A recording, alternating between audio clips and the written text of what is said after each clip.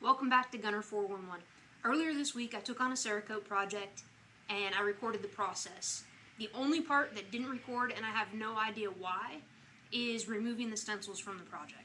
So I took bare AR-15 parts, prepped them, and then I turned them into this handguard. I'll get close to the camera for you.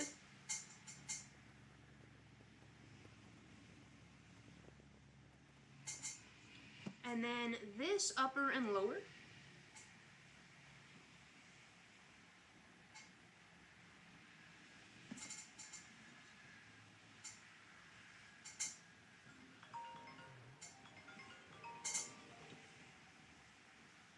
And this trigger guard.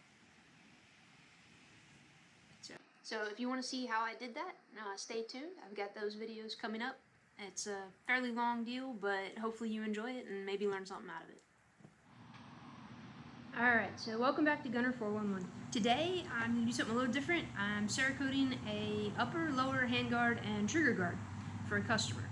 And we're doing it in Kryptek using a tan color palette. So I'm going to use Coyote Tan. I'm going to use Magpul Flat Dark Earth. And then I'm going to use Benelli Sand, but I'm going to darken it up a little bit. This particular customer wanted it to be fairly similar shades. He wants a subtle look to it. Sand is substantially lighter than the other two colors, and those are the only three in that color zone that I currently have in stock. So darkening this up just a little bit with the FDE should be perfectly fine. I use the LPH Iwata spray gun. It is what Cerakote recommends, and I am a certified applicator, so I went with their recommendation. They come in kits where you can get paints. Best bang for your buck from a dollar perspective. And back here behind me, we've got my paint shaker. You can kind of see my blast cabinet over there, my scale for mixing the paint, and then I've got a couple of paint guns already put together and everything over here. I'm gonna save you from the shaker. The thing gets really loud. So I'm gonna go ahead and get everything shook, ready, and mixed, and I'll be back when I'm actually set up and painting. Alright, so I've got my painting shirt on. It's not too bad when you're actually painting, but cleanup and prep and mixing and all that stuff can get really messy. So I have dedicated short sleeve and long sleeve because my shop's outside and not conditioned. I do wear a mask when I'm spraying. Safety precaution. You don't want to be inhaling any toxic fumes. You don't need to. I'm just going to start laying down the base coat on these parts. They are prepped. You can see them over here behind me. And the only thing I'm going to do before I lay down the paint is hit them with some air, make sure there's no particulate, and then done set and start painting.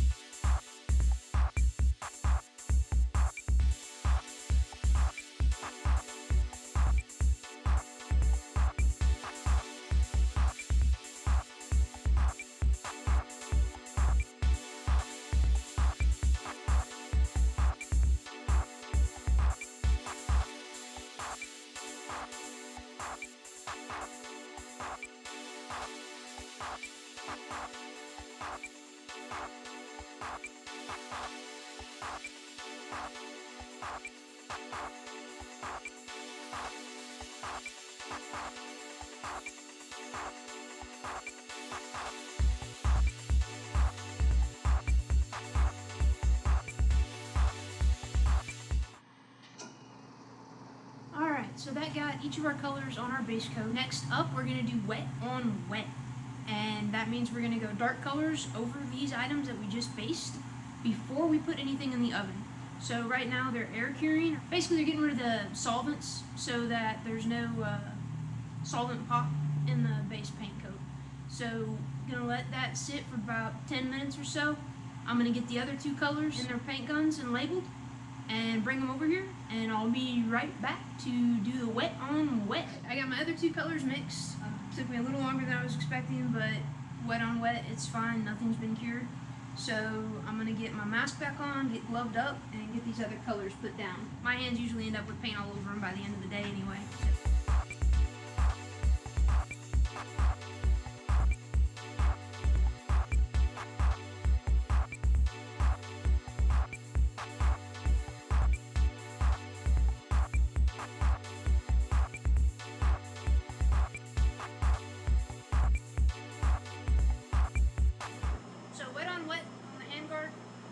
Just other colors kind of scattered throughout, and this is what it's going to look like when it goes in the oven for the first time, and then we'll do some more with it when it comes on out.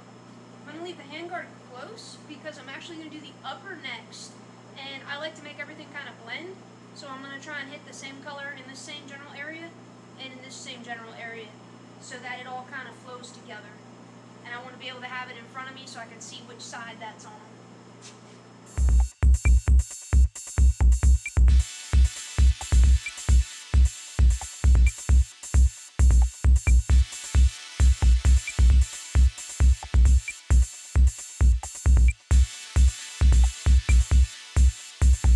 So now I'm going to keep the upper there and do the lower because I want the color to go the same from the upper to the lower, or at least be close so that the blends look better and the firearm looks complete when it's all put together. Hopefully I'll get to see it all put together. I'm just doing the builder set for this customer, so I may never see the completed gun. Hopefully they'll send me a picture when they build it. Some of my customers do that. Otherwise, we're just going to have to use our imagination on it and hope it looks right when it's all done. Alright, so now on to the lower.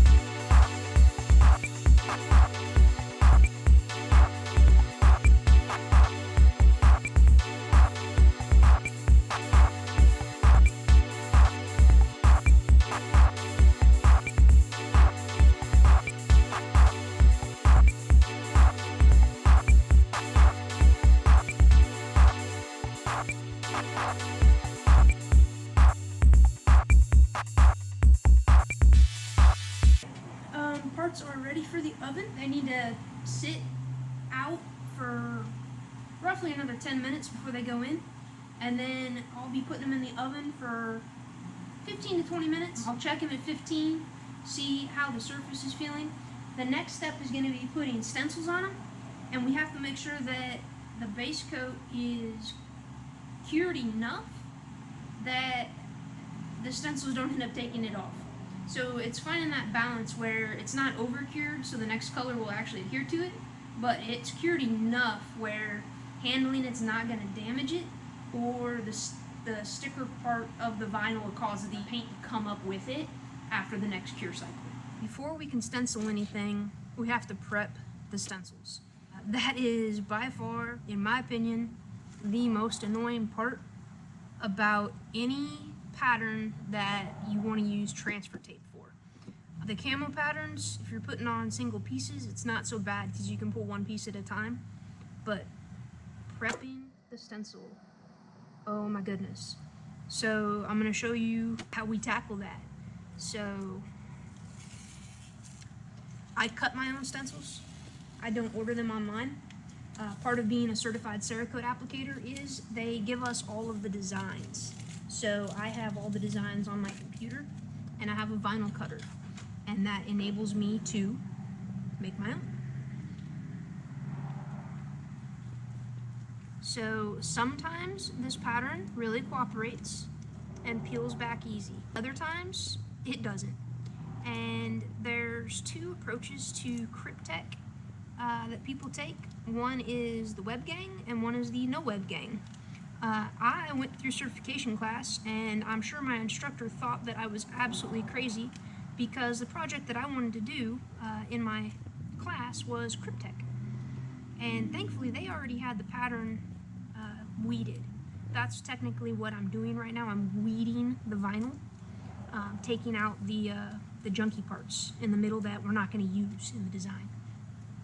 And I don't know how well you can see right here. I've got the webbing. The light's kind of washing it out, but hopefully when I get you on the computer, it'll look a little better.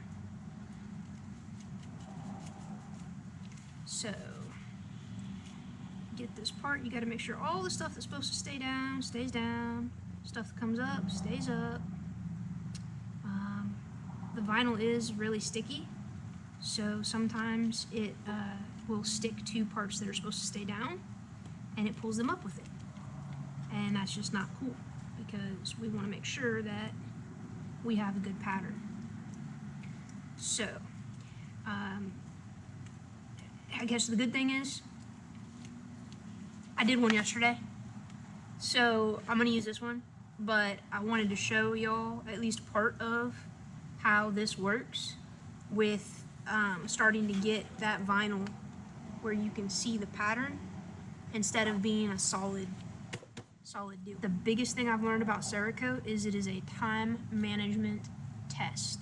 So you want to know when you got to clean stuff, you want to know when stuff's got to go in the oven if you're doing multiple projects, coordinating your colors, your cure times, your oven temperatures, a whole bunch of stuff like that. So the main point of this video is just to show you how I do Kryptek. It's not to show you how to Cerakote.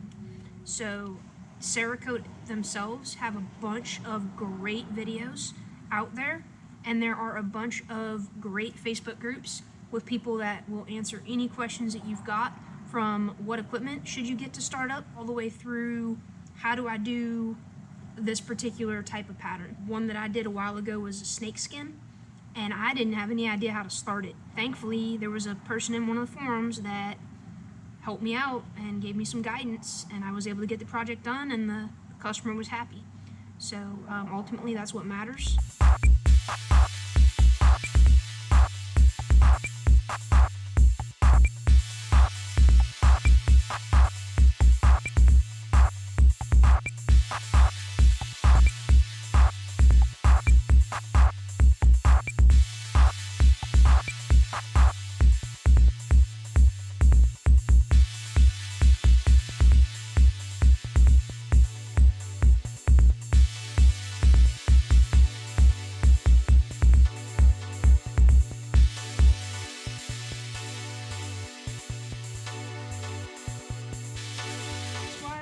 Web and a no web gang.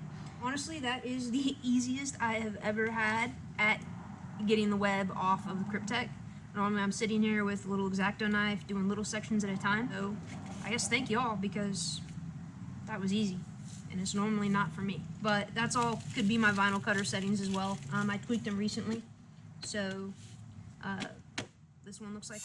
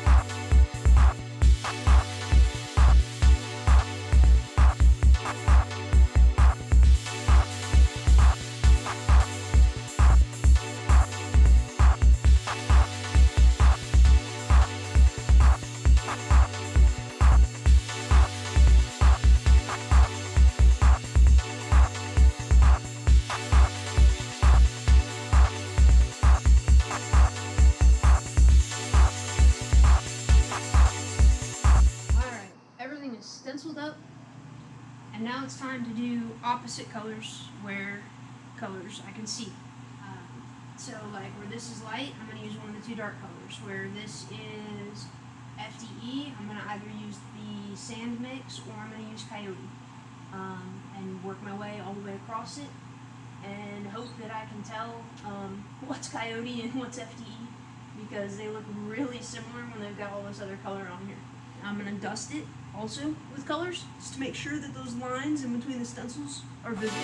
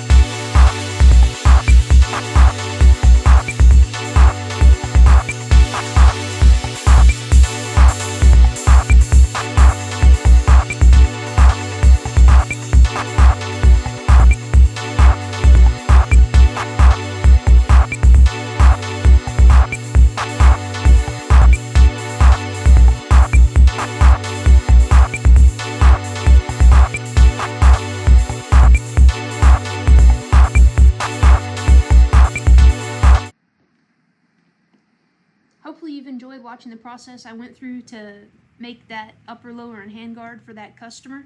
Please like, subscribe, share, all that good stuff, and hopefully we'll see you here soon.